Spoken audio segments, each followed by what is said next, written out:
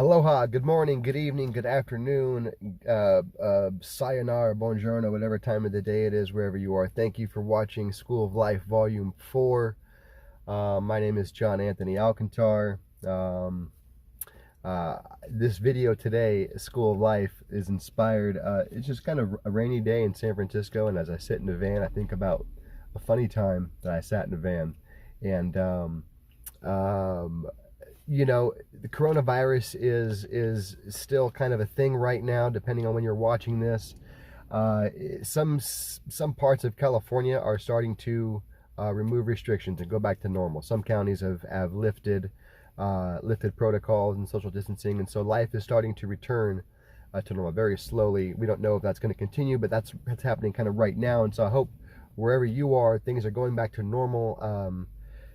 You know, as quickly as possible. And if you don't want them going back to normal, if the life that you had before this was, you know, whatever, they pulled a bunch of people and they said, hey, look, once coronavirus is over and if money wasn't an issue, what would be the first thing that you would do?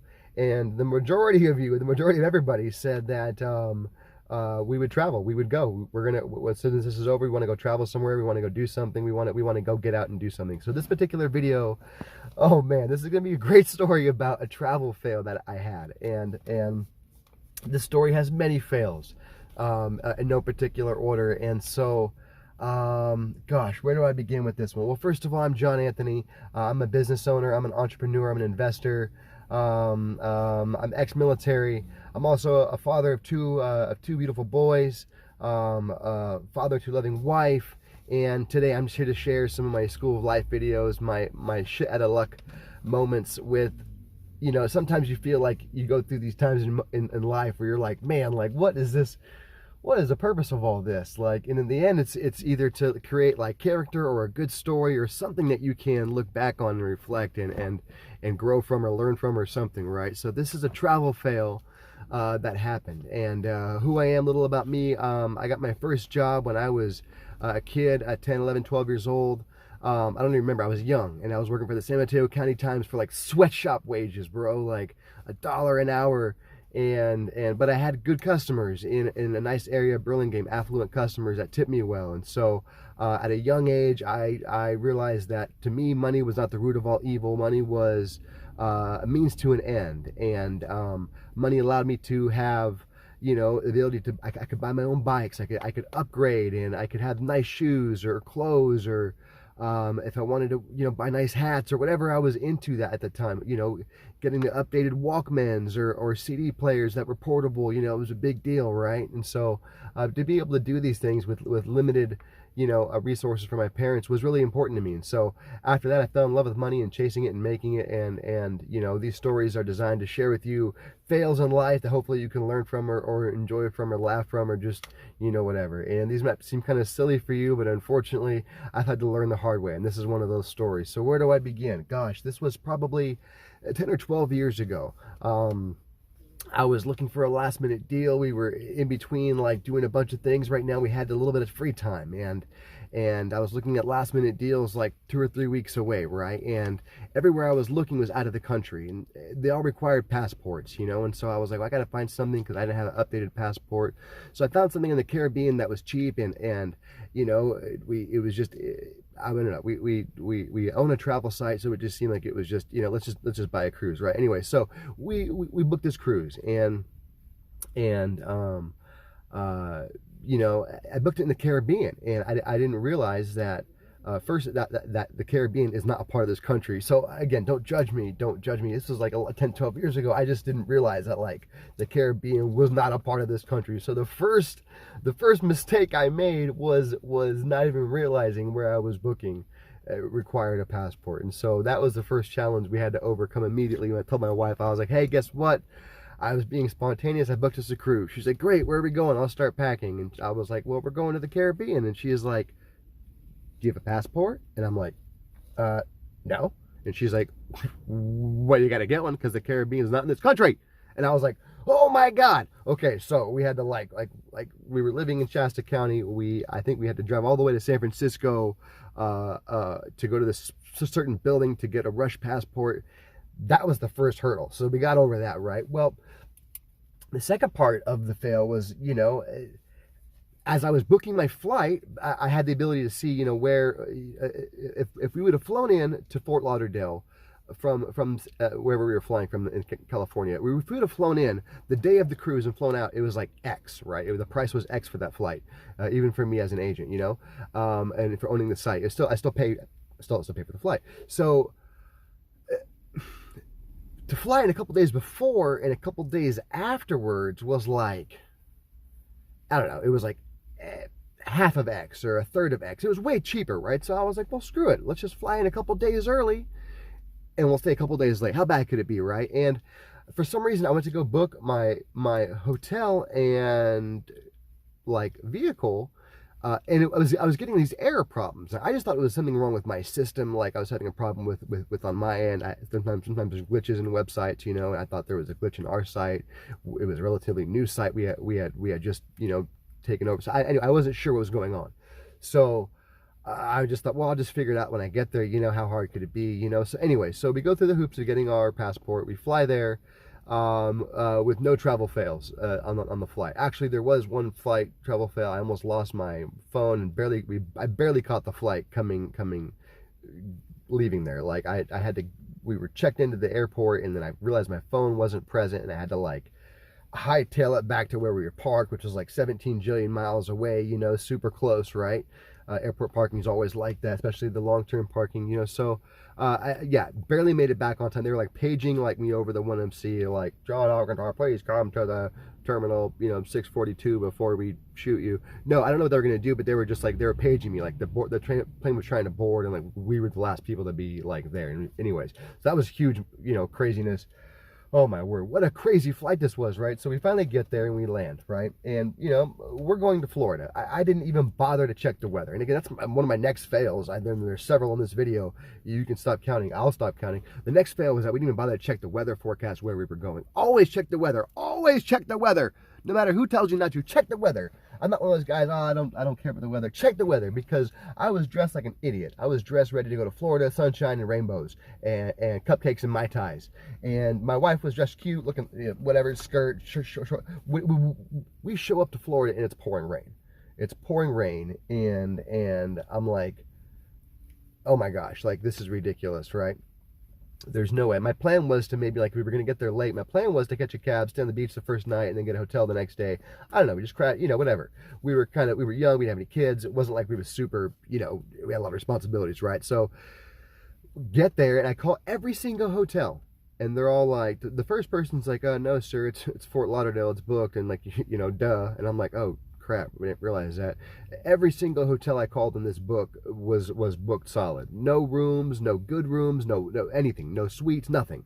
Everything 100% booked. And I'm like, well, shoot, I'll at least call a rental car company and we'll be able to drive around. We'll figure something out, I don't know if even Airbnb, I think if that was around back then, those were all booked too. Nothing was available. Like, I don't even know. Like, this was years ago, right? So call a bunch of rental car places, booked solid.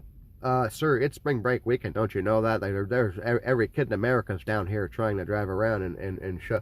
I had no idea. We had no idea. We were just in the middle of work. We had a bunch of stuff going on. And then we had a little bit of a break, and we just saw an opportunity to get the hell out of town for a few days. It wasn't like I was on spring break. I had no idea what time of the year it was, And so I'm just like, oh my word, fuck. Anyway, so I'm just thinking, I'm sitting in the airport and we're like, what are we going to do? There's no rental cars, there's no hotels. Like, this is looking like a really bad deal. Like, flying in a couple days early didn't seem like a great deal all of a sudden, even though we saved a bunch of money on the hotel. I'm like, oh my gosh, or on the airfare. I'm like, we don't have a hotel, we don't have a rental car. Where is this going, right?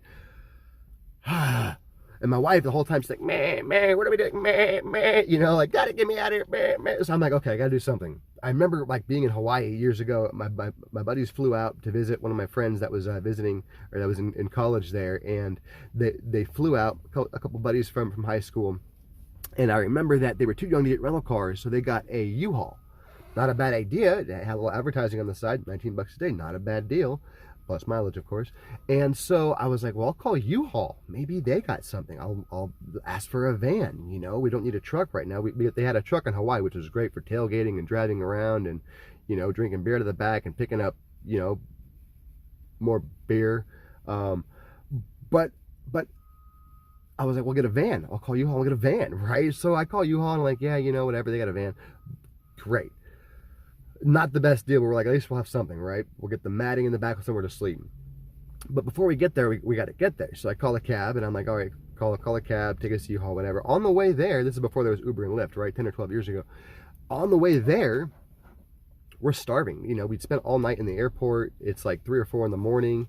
You know, we're finally like, you know, like leaving, and we finally found out where we're going. And U-Haul doesn't even open until like 8 or 9 in the morning or whatever. And it's like 4 a.m., 5 a.m., you know. And so I'm like, whatever. She's getting hungry. Man, I'm hungry. Man. So I'm like, okay, we'll go get some food. So we start, that's my impression of my wife. Man, she actually has a very lovely voice. I just, on video, it's man. Anyway, we're hungry, you know, and we drive by this Denny's. I'm like, you know, how far is it to, I asked the cab driver, how far is it from here to where we're going? And he's like, oh, it's not too far. It's only a couple blocks, you know, whatever, just down this road.